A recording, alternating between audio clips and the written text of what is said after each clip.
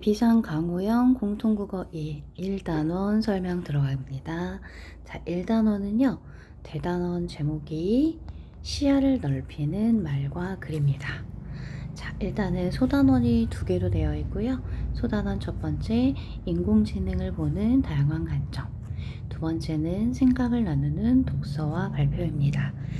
오늘 아마 소단원 1을 영상으로 먼저 찍고 그 다음에 이어서 영상을 나누어서 소단원 2로 진행하겠습니다. 자, 소단원 1 한번 볼게요. 시야를 넓히는 말과 글, 인공지능을 보는 다양한 관점이라고 되어 있습니다. 이 단원에서 학습 목표는 인공지능이라고 하는 동일한 화제를 다룬 글이나 자료가 서로 다른 관점과 형식을 가지고 있을 때, 관점이 다르고 형식이 다를 때 우리가 파악해야 할 내용들을 살펴볼 겁니다. 그 다음에 두 번째, 읽기 목적을 고려해서 글이나 자료를 주제 통합적으로 읽기에 해당합니다. 그러니까 동일한 주제를 다루고 있는 여러 종류의 글을 통해서 주제를 통합하는 과정이라고 생각하시면 됩니다. 자, 인공지능을 보는 다양한 관점 들어가기 전에 우리가 알고 있어야 하는 내용 세 가지. 첫 번째, 읽을 글을 선정할 때는 자신의 수준을 고려하지 않아도 된다. X. 자신의 수준을 고려해야 한다. 두 번째, 읽을 글을 선정할 때 자신의 독서 상황을 고려해야 한다. 맞습니다. 세 번째, 주제 통합적으로 읽으면 독자는 편견이나 선입견을 배제하고 합리적으로 판단할 수 있게 된다. 네, 맞습니다. 그래서 주제 통합적 읽기의 장점 또는 목표라고 생각하시면 됩니다. 편견이나 선입견을 배제하고 합리적인 판단을 위해서 주제 통합적 읽기를 한다라고 생각하시면 됩니다. 주제 통합적 읽기의 개념과 방법입니다. 자, 주제 통합적 읽기라는 것은 우선 하나의 화제에 관해서 다양한 관점을 가지고 있는 글과 또 여러 자료들을 비교 분석해서 화제에 관한 자신의 견해를 재구성하는 과정입니다. 이 과정에서 중요하게 생각해야 하는 것들은 우선 읽기 목적을 구체적으로 정해야 하고요. 읽기 목적을 고려해서 정보를 골라내야 합니다. 그 다음에 정보 간에 서로 상충, 맞지 않거나 충돌되거나 모순되는 점이 없는지 확인하고 만약에 있다면 어느 쪽이 더 타당한지 평가하는 과정이라고 보시면 됩니다. 이런 주제 통합적 읽기의 효과는 크게 두 가지가 있습니다.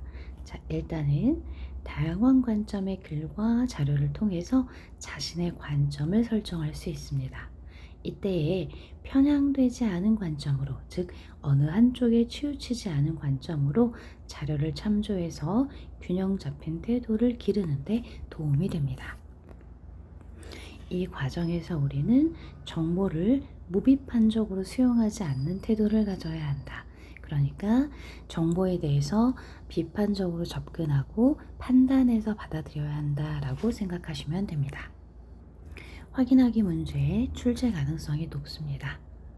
주제 통합적 읽기 할 때는 정보를 평가하기보다 수용해야 한다. 안 되죠? 자료를 평가하면서 읽어야 합니다. 다양한 글이나 자료를 비교 분석하는 과정입니다. 여러 자료를 참조해서 균형 있는 태도를 기를 수 있고요. 읽기 상황이나 과제를 고려해서 목적을 구체화해야 합니다. 그 다음에 하나의 화제에 관한 다양한 관점의 형식과 글, 그 다음에 자료를 읽은 내용을 비판적으로 재구성한다. 맞습니다. 그러니까 하나하나 다 선지가 될 수 있는 확인 문제입니다. 그러면 소단원 1, 인공지능이란 무엇인가에 대한 다양한 관점의 글과 자료를 보게 되는데요. 첫 번째는 글이 아니라 영상입니다. 자, 그래서 오른쪽에 나와 있는 내용도 중요하지만 이 화면과 오른쪽의 내용을 연결지어서 이해하는 게 필요합니다. 사실 요 그림이 조금 작기도 하고 쉽게 알아보기 어려운데요. 그림도 반드시 출제가 되기 때문에 요 영상의 사진과 내용을 연결해서 이해하고 계셔야 됩니다. 우선 이 영상은요, 크게 두 가지 내용을 다루고 있습니다. 인공지능의 개념과 핵심 기술이 무엇인지, 그 다음에 인공지능 기술의 발전 모습은 어떠한지, 이 두 가지를 꼭 알고 계셔야 됩니다. 자, 첫 번째, 자율주행 자동차 말하는 번역기, 맞춤형 정보나 상품 추천 알고리즘의 공통점은 무엇일까요? 라는 질문을 통해서 영상을 보고 있는 사람들의 흥미를 자극합니다. 혁신의 도구로서 비용을 절감하고 생활을 편리하게 해주는 다양한 서비스와 제품들, 수많은 추천 알고리즘은 모두 인공지능에 기반하고 있다는 공통점이 있습니다. 자, 질문과 대답을 통해서 인공지능 서비스와 그 제품들이 우리의 생활을 편리하게 하고 있다라고 영상을 시작합니다. 그러니까 자율주행 자동차, 말하는 번역기, 맞춤형 정보나 상품 추천 알고리즘은 인공지능을 기반으로 하고 있는 서비스의 예시가 됩니다. 또는 사례라고 보셔도 됩니다. 그렇다면 인공지능은 무엇일까요? 역시 질문을 통해서 생각을 유도하고 인공지능을 쉽게 설명하면 기계가 사람의 지능을 모방해 사람과 같이 복잡한 일을 할 수 있도록 하는 다양한 기술이라고 할 수 있습니다. 질문과 대답입니다. 인공지능이라는 용어를 만든 존 메카시는 인공지능을 지능을 가진 기계를 만드는 과학과 공학이라고 정의하기도 했습니다. 인공지능의 개념에 대해서 정의를 추가합니다. 인공지능의 개념과 그 다음에 추가된 정의, 이렇게 이해하시면 됩니다.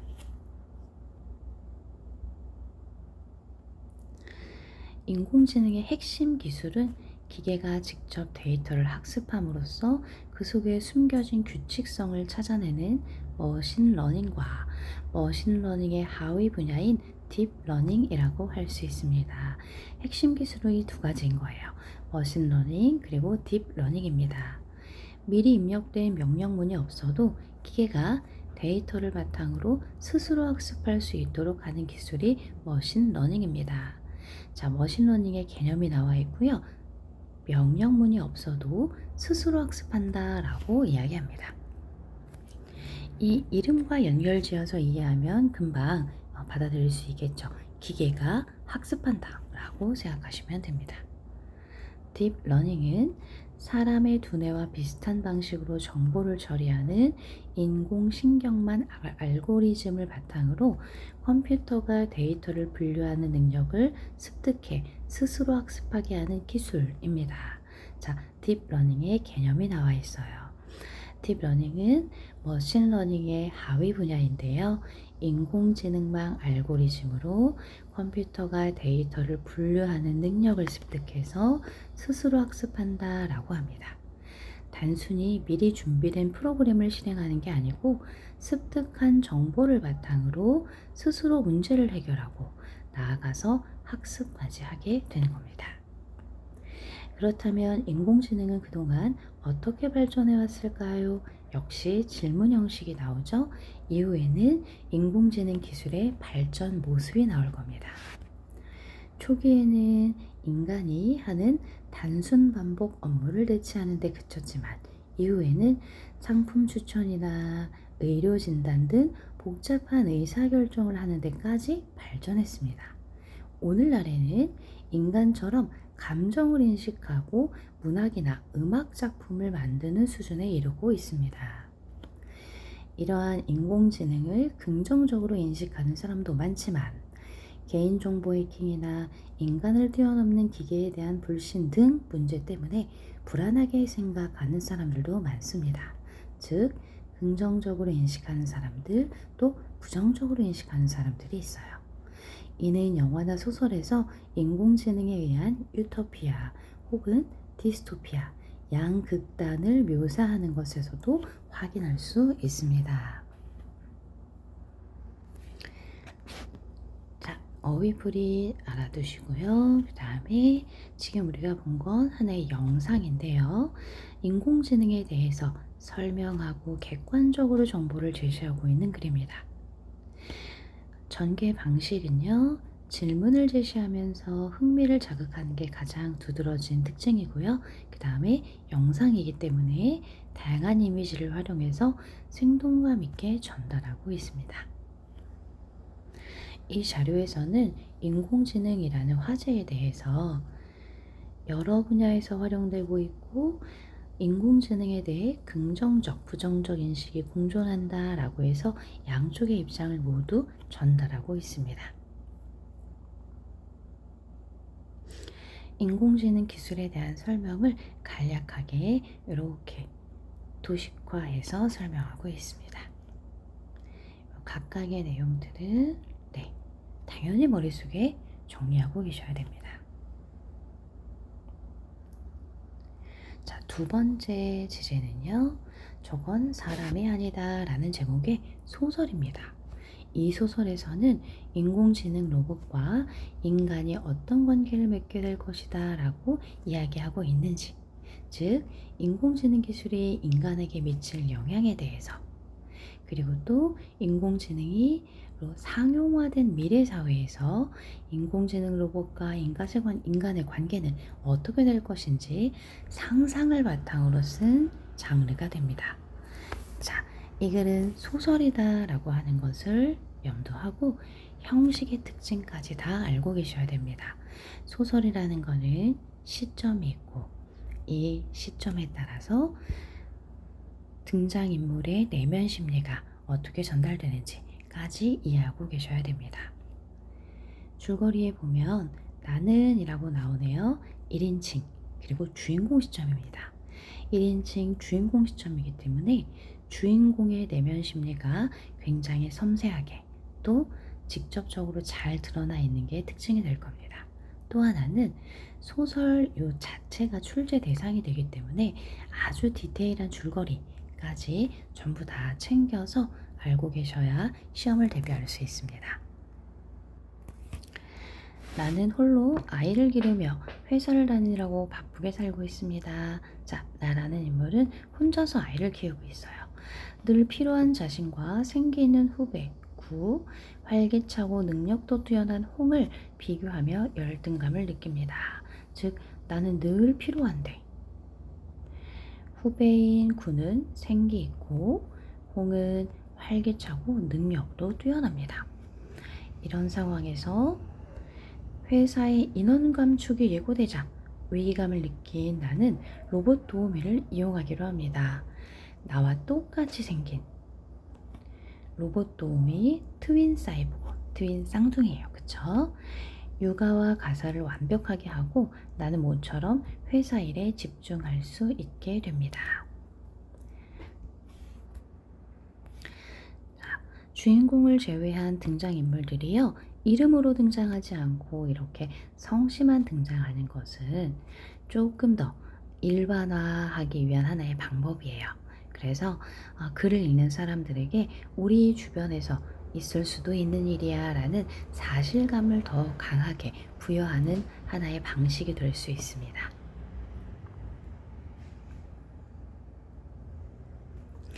몸살이라도 걸려주었으면 하는 때가 있는가 하면 절대로 아파서는 안 되는 때가 있다. 내 인생의 그러한 절묘한 타이밍과 극적으로 불어하며 진행되어 왔다는 건 알고 있었지만 내 인생은 절묘한 타이밍과 극적으로 불화하면서 진행되어 왔대요. 무슨 뜻이냐면 아프면 안 되는데 아프고 좀 아팠으면 좋겠다 하는 때에는 오히려 아프지 않은, 자, 그런 식으로 운이 좀 따르지 않았대요. 아이디어 회의와 업무 분담이 있는 날, 즉 아주 중요한 날인데 그런 날 뻗어버릴 줄 몰랐습니다. L그룹은 우리 회사의 VIP 고객인데다가 홈페이지 리뉴얼 작업 결과에 따라서 팀이 통합될 때 생사 여부가 결정되는 상황이기 때문에 회의에 꼭 참석해야만 했습니다. 하지만 마음과 달리 몸이 불덩이인 데다가 발다리는 반쯤 녹은 엿가락처럼 비유적 표현이죠. 늘어져서 수습이 안 됐습니다. 다 죽어가는 목소리를 듣고도 홍은 하필이면 오늘 같은 날 아프단 말이에요 하면서 혀를 찼다. 자, 지금 미래 사회의 배경에 보면은 굉장히 경쟁이 치열한 사회다라는 걸 알 수 있죠. 사람 몸이 아픈데 아픈 게 중요하지 않아. 오늘 같은 날 아프면 안 돼. 자, 이런 분위기예요. 늦어도 10시 반까지 출근하라는 말에 눈물이 핑 돌았습니다. 이럴 때 대비해서 트윈사이보그를 신청했는데도 회사에 보내는 건 아무래도 깨림직하고 마음이 놓이지 않았어요. 자, 처음에는 회사에 보이는 건 좀 마음이 놓이지 않아. 자리만 채우면 되니까 하루 정도는 괜찮겠지? 능력 있는 사업가와 연예인들도 사용한다는데, 즉 미래 사회에는 사람들이 굉장히 상용화되어 있는 사이보그를 활용하고 있는 시대입니다. 업체에 전화를 걸고 주문을 넣으면서 고열보다는 불안감 때문에 떨었습니다. 아, 나 잘리면 어떡하지? 이런 불안감이겠죠.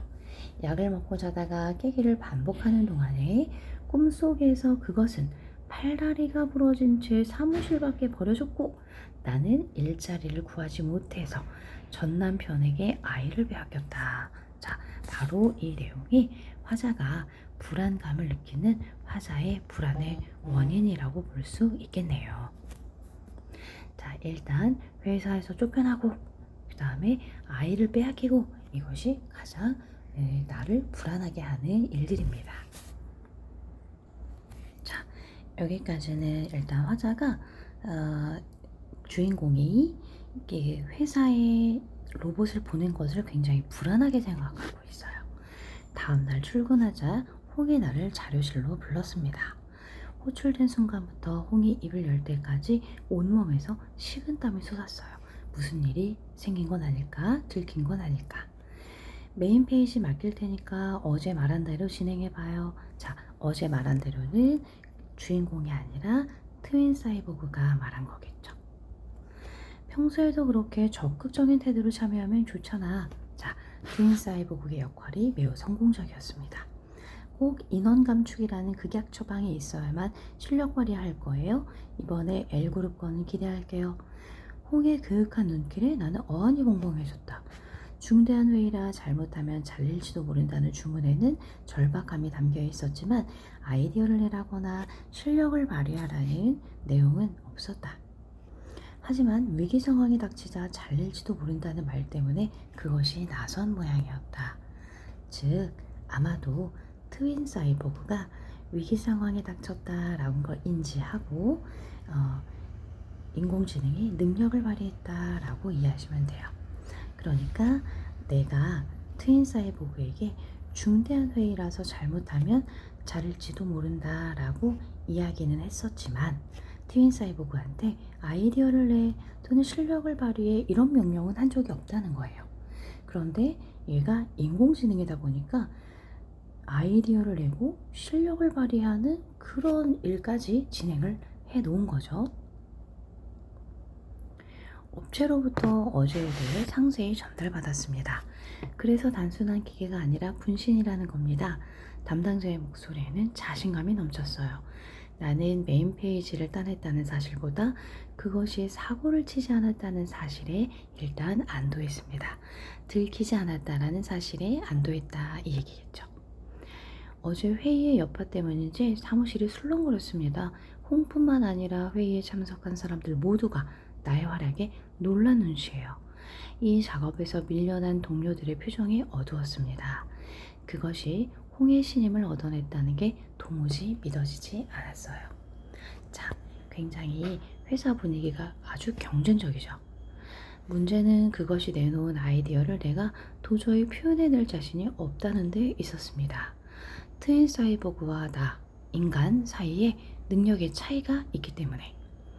그렇다고 모두가 기대하는 아이디어를 버리고 쉬운 방향으로 갈 수도 없고 이제 와서 내가 내놓은 의견이 아니라고 할 수도 없어요. 애석하게도 조언을 구하고 도움을 청할 만한 곳은 트윈 사이보그를 파견한 로봇 도우미 3개뿐이었습니다. 담당자는 웹 디자인 작업을 그것에게 맡겨보는 게 어떻겠냐라고 제안했어요. 일단 회사에서 살아남는 게 중요하지 않습니까? 즉, 사회에서 살아남기 위해서는 나보다는 그것의 능력이 더 필요하다라는 말이 되겠죠. 담당자가 보낸 메일 속의 문장은 담담했습니다. 다음날부터 아이를 어린이집에 데려다 주는 일은 내 몫이 되었어요. 역할이 이제 바뀌었습니다. 집에 와서 대충 청소해놓고 회사에 들러서 그것과 교대했습니다. 웹 구축 능력도 뛰어나고 플래시를 다루는 솜씨도 수준급이라서 그것이 일하는 한 내가 잘릴 염려는 없어 보였습니다. 교대라고는 하지만 일을 한다기보다는 일의 진척을 확인하는 정도라서 내가 회사에서 머무는 시간은 점점 짧아졌습니다. 디자인 작업은 열흘 정도면 마무리될 것 같았습니다. 그동안은 그것이 회사 일을 온전히 맡기기로 했어요. 예상하지 못한 휴가가 생겨서 신날 줄 알았는데 묘하게 공허하고 불안했습니다. 여유가 생기면 화장품도 만들고 청첩장을 찍을 만큼 진지한 만남도 가질 수 있겠지 막연한 기대를 품었지만 생각만큼 한가하지도 의욕이 생기지도 않았어요. 집에 있다 보니까 자연스럽게 집안일에 매여갔습니다. 부지런히 움직여도 욕실 바닥에 물기가 흥건했고 싱크대 밑에는 바퀴벌레가 기어나왔어요. 시간을 들여 음식을 만들어주면 아이는 맛없어 저번에 해준 거 그거 먹고 싶어 하며 투정을 부렸습니다. 저번에 해준 것은 아마 그것, 그러니까 트윈사이보그가 했던 음식인 것 같아요. 좋은 점이라고는 월차를 쓰지 않았는데도 아이와 애니메이션을 볼 수 있었다라는 것 뿐입니다. 나는 유배지에 와 있는 죄인처럼 회사에 복직할 날만을 기다렸습니다. 집안일에 매여있는 자신을 비유적으로 표현했어요. 가사 업무에서 벗어나고 싶어 안달이 나 있던 터라 업체 쪽에 보낸 홈페이지 작업 완료! 라는 메시지가 몹시 반가웠습니다. 모처럼 미용실에 다녀왔고 단문자 대신에 바꾼 헤어스타일을 휴대폰으로 찍어서 담당자에게 보냈어요. 트윈사이보그이기 때문에 생김이 똑같아야 하잖아요. 그러니까 그 로봇도 이제 머리를 잘라야 되겠죠. 머리는 마음에 들었고 콧노래가 절로 나왔습니다. 아침 내내 흥얼거리던 노래는 L그룹 쪽에서 수정 작업을 의뢰하는 바람에 뚝 끊어졌어요. 오전 중에 가능하죠? 홍이 수정할 부분을 체크해서 가져왔습니다. 그것을 불러서 교대하기에는 상황이 여의치 않았고 시간도 촉박했습니다. 직접 할 수밖에 없어요. 결과물을 본 홍의 얼굴이 굳어졌습니다. 이거 수정한 거예요? 어떻게 수정하기 전보다 더 안 좋아? 오늘 왜 그래요? 자기답지 않게. 자, 여기에서의 자기는 본래의 나라기보다는 트윈사이보그를 원래의 나로 인식하고 있는 홍의 반응인 거죠. 내가 고개를 숙이자 가까이 와서 목소리를 낮췄습니다. 그동안 과로해서 피곤한 것 같은데 오늘은 일찍 들어가 쉬고 내일 제대로 마무리해줘요. 마치 교대할 시간을 줄 테니 그것을 데려오라는 은밀한 주문같이 느껴졌습니다. 심각한 표정으로 모니터를 바라보고 있는데 메신저 대화창이 떴어요. 후배 구예요. 선배 오랜만에 홍한테 깨졌네. 그동안 죽이 척척 맞아 일하더니 웬일이야. 실수를 다 하고. 자, 빈정거리는 구의 목소리가 들리는 듯 했습니다. 홍에게 깨진 건 아무렇지 않았어요. 내가 속상한 건 열흘 만에 사무실에 복귀해보니 모든 게 예전 같지 않다는 것입니다. 구와 홍에 대한 험담으로 침묵을 도모했던 동료들이 나를 노골적으로 피했습니다. 왜냐하면 그것의 능력이 뛰어나면서 동료들이 나에게 위기의식을 느꼈겠죠. 작업에서 밀려난 동료는 보이지 않았고 다른 몇 사람도 감원 대상으로 결정됐다는 소식이 들려왔어요. 빈정거려주는 구가 오히려 고마울 정도였습니다. 그 후로 오늘 좀 이상하네 라는 말을 몇 번이나 더 들었습니다.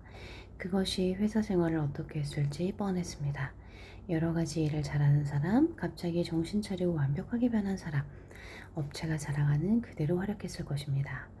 몇 년 동안 일해온 곳이고 함께 지낸 사람들인데 열흘 만에 찾아온 세월이 다 와해된 기분이에요.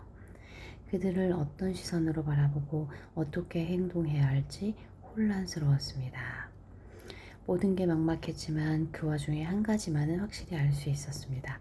지금 사무실에 있는 사람들이 원하는 건 내가 아니라 그것이다 라는 생각이 들었다 라는 의미입니다. 네, 이 소설은 일단 내용을 딱 제목이 그것은 사람이 아니다 이게 제목이었죠. 저건 사람도 아니다 이렇게 제목을 지었습니다. 자, 일단 문해력 다시 해볼게요. 중요한 회의를 앞두고 몸살이 걸리는 바람에 대신 회사에 출근시켰습니다. 그것에게 자신을 대신해서 회사 일을 처리하게 하고 즐거운 시간을 보냈다. 아니죠. 불안했어요. 열흘 만에 출근한 나는 회사 사람들이 원하는 게 내가 아니라 그것이다 라고 느꼈습니다. 일단 현대소설이고요. 짤막한 단편, 과학소설입니다. 성격은 현실, 비판적이다. 경쟁이 치열한 사회에 대한 비판도 있고요. 그래서 트윈 로봇을 쓸 수밖에 없는 상황에 대한 비판적 시점이 드러납니다. 1인칭 주인공 시점이고요. 로봇 도우미를 제재로 하고 있습니다. 특징은 인간보다 뛰어난 능력을 지닌 로봇에게 느끼는 주인공의 심경의 변화가 아주 섬세하게 드러났다. 치열한 경쟁 사회에서 가정과 직장에서의 역할을 감내하는 여성의 고단한 삶을 현실적으로 나타냈다. 글의 유형은 소설이고요. 인공지능이 인간을 대체하는 상황에서 개인적, 사회적 정체성에 혼란을 느끼게 되는 게 소설의 주된 내용입니다. 뒷부분의 줄거리를 보면요. 그것이 나 대신 계속 회사에 출근하게 되고요. 나는 전 남편의 결혼식에도 그것을 대신 보냅니다. 전 남편의 결혼식을 먼 발치에서 지켜보고 나온 나는 길거리에서 초라한 모습의 홍을 마주하게 됩니다. 그리고 홍 역시 회사 일을 로봇에게 맡기고 있었음을 알게 됩니다. 결국 이 소설은 좀 이런 내용이겠죠. 인간이 자신의 필요에 의해서 자신을 대신할 로봇을 상용화해서 활용하게 되고 궁극적으로는 그 로봇이 정말 인간을 뛰어넘어서 인간 자체를 대신하게 되는 상황에 대해서 비판적인 시선으로 다루고 있는 소설이다 라고 볼 수 있습니다.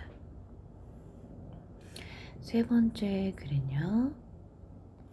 인공지능 시대 사유와 성찰의 힘이라고 하는 글입니다.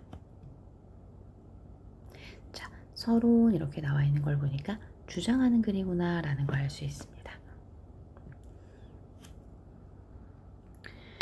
영국 작가 이앤 포스터의 소설 기계는 멈춘다 라는 인간의 기계 의존이 가져올 디스토피아를 그린 작품입니다. 소설을 간략하게 소개하고 있어요. 주제를 처음부터 전달하죠. 여기서 기계는 모든 인간의 필요를 충족해주는 범용 인공지능 시스템으로 그려집니다. 1909년에 발표된 굉장히 오래전에 발표된 단편소설인데요. 이미 인터넷, 전자우편, 화상회의, 태블릿, 온라인 대중강의, 대면 접촉 기피 같은 현상들이 예언처럼 묘사되어 있습니다. 즉 현대사회의 모습을 꽤 정확하게 예측한 소설을 소개합니다. 작중인물은 이런 말을 한다. 인물의 말을 인용했습니다. 기계는 우리를 먹여주고 재워주고 입혀줍니다. 그것을 통해 우리는 서로에게 말을 걸고 그것을 통해 서로 만나고 우리가 존재하게 됩니다. 자, 우리의 존재 역시 기계를 통해서 존재합니다. 이곳에서 인간은 거의 모든 것을 기계에 의존하지만 기계가 어떻게 작동하는지 모릅니다. 어려움에 처할 때마다 기계요 라고 외칩니다. 해가 갈수록 기계의 효율성이 높아졌고 인간의 지능은 줄어들어 기계 전체를 이해하는 사람이 더 이상 존재하지 않게 됩니다. 게다가 인간이 한없이 안락함만을 추구한 나머지 서서히 퇴보했고 기계만 진보하게 되었습니다. 소설은 기계가 작동을 멈추고 그것에 의존하던 사람들이 멸망하면서 끝납니다. 완전한 디스토피아네요. 그렇죠? 비극적인 결말을 맞이하는 소설을 하나 소개합니다. 인공지능 전문가. 자, 전문가의 말이 나오네요.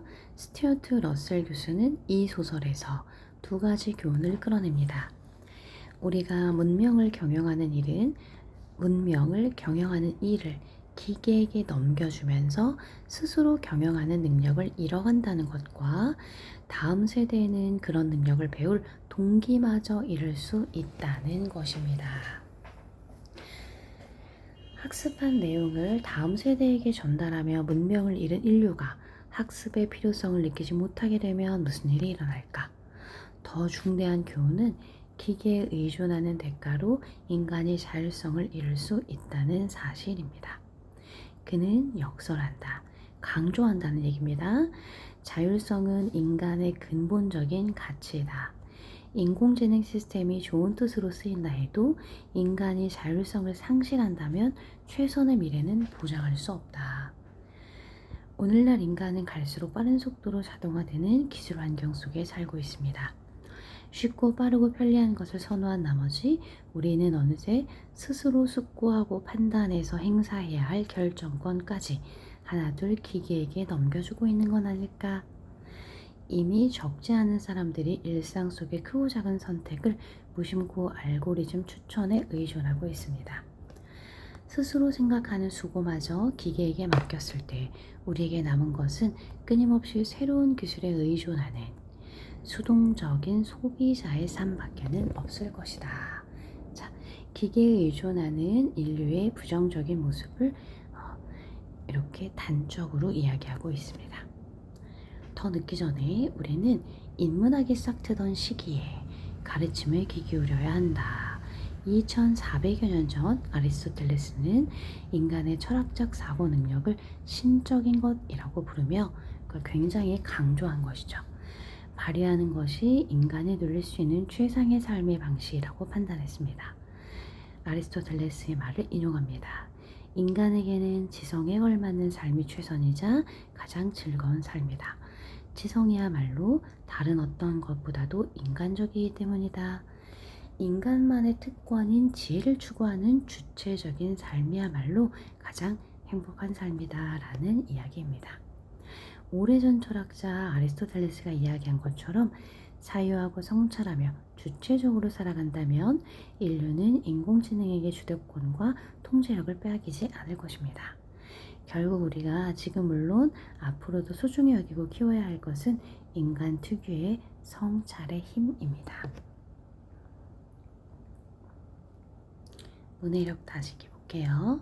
기계에 의존하던 인간은 기계가 멈추자 멸망합니다.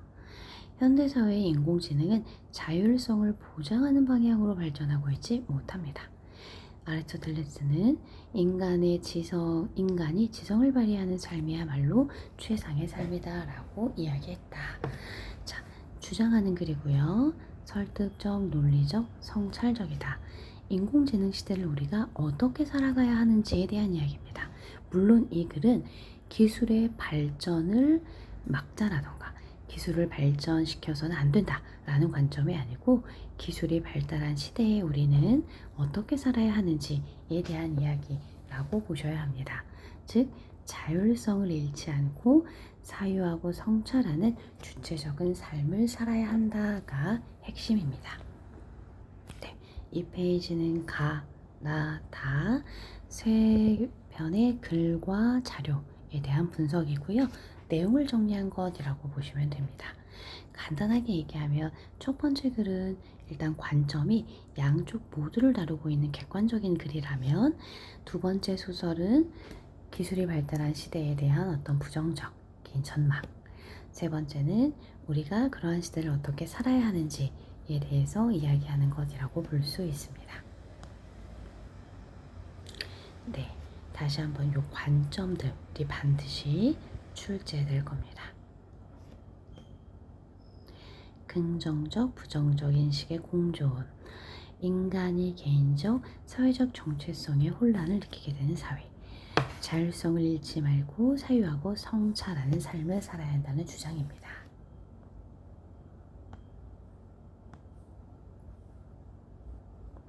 자, 주제 통합적 읽기. 요 활동에 대한 이야기인데요. 이 부분은 학교 진도에 맞춰서 하시면 될 것 같아요. 진도 나갔다 하면 꼼꼼하게 보시고 그렇지 않다 하면은 시험 범위에서 제외될 가능성도 조금 있습니다.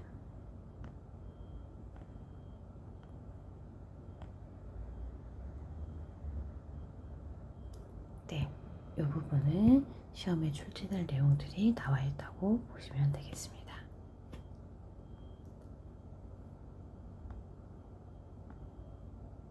네, 여기까지 1단원 정리하고요. 그 다음에 2단원 영상 올리겠습니다.